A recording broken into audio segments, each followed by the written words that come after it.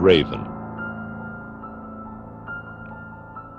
Once upon a midnight dreary, while I pondered, weak and weary, over many a quaint and curious volume of forgotten lore, while I nodded, nearly napping, suddenly there came a tapping, as of someone gently rapping at my chamber door.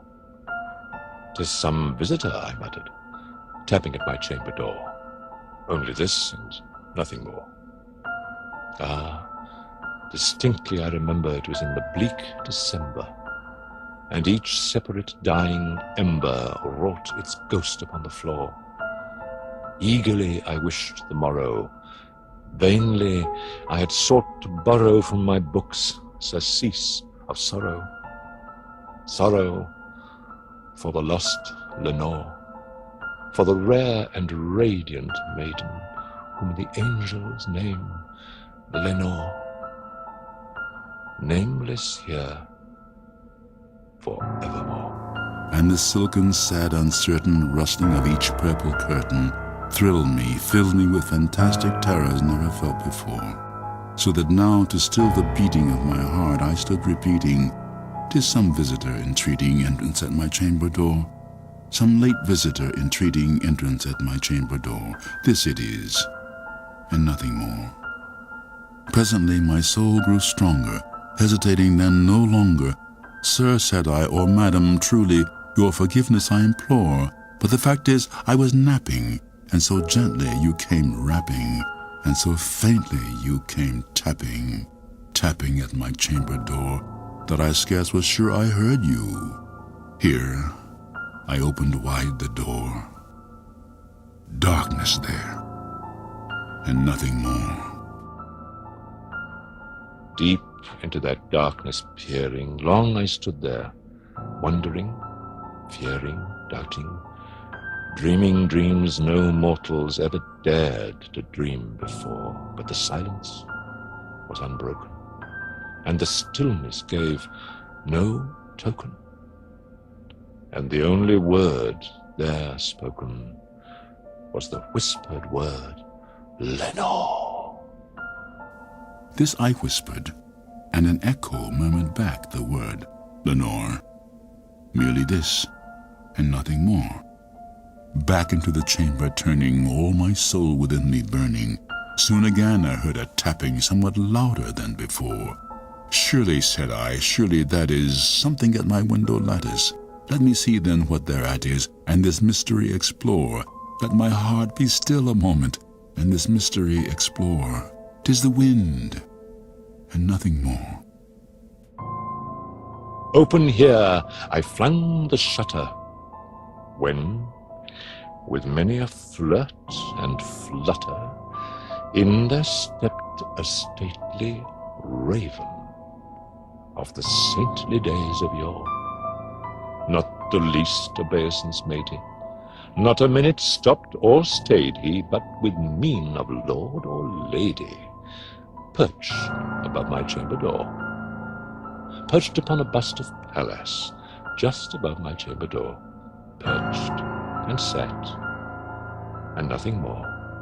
Then this ebony bird beguiling my sad fancy into smiling, by the grave and stern decorum of the countenance it wore. "Though thy crest be shorn and shaven, thou," I said, "art sure no craven. Ghastly, grim, and ancient raven, wandering from the nightly shore, tell me what thy lordly name is on the night's Plutonian shore." Quoth the raven, "Nevermore." Much I marvelled this ungainly fowl to hear discourse so plainly, though its answer little meaning, little relevancy bore, for we cannot help agreeing that no living human being ever yet was blessed with seeing bird above his chamber door, bird or beast, upon the sculptured bust above his chamber door with such name as Nevermore. But the raven, sitting lonely on the placid bust, spoke only that one word, as if his soul in that one word he did outpour. Nothing further than he uttered, not a feather than he fluttered, till I scarcely more than muttered, "Other friends have flown before. On the morrow he will leave me, as my hopes have flown before. Then the bird said, "Nevermore." Startled at the stillness broken by reply so aptly spoken, "Doubtless," said I, "what it utters is its only stock and store, caught from some unhappy master, whom unmerciful disaster followed fast and followed faster, till his songs one burden bore, till the dirges of his hope that melancholy burden bore, of nevermore." But the raven still beguiling my sad fancy into smiling, straight I wheel a cushioned seat in front of bird and bust and door.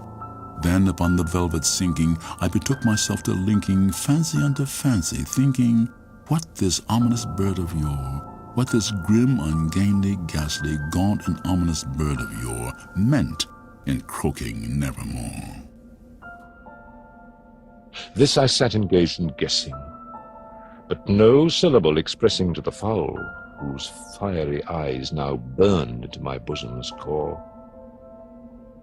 This and more I sat divining with my head at ease, reclining on the cushion's velvet lining that the lamplight gloated o'er. But whose velvet violet lining with the lamplight gloating o'er she shall press nevermore. Then methought the air grew denser, perfumed from some unseen censer, sung by seraphim whose footfalls tinkled on the tufted floor. "Wretch," I cried, "thy God hath lent thee, by these angels he hath sent thee, respite and nepenthe from thy memories of Lenore. Quaff, oh quaff this kind nepenthe, and forget this lost Lenore." Quoth the raven, "Nevermore." "Prophet," said I, "thing of evil, prophet still if bird or devil, whether tempter sent or whether tempest tossed thee here or shore, desolate yet all undaunted on this desert land enchanted, on this home by horror haunted, tell me truly, I implore, is there balm in Gilead? Tell me, I implore." Quoth the raven, "Nevermore."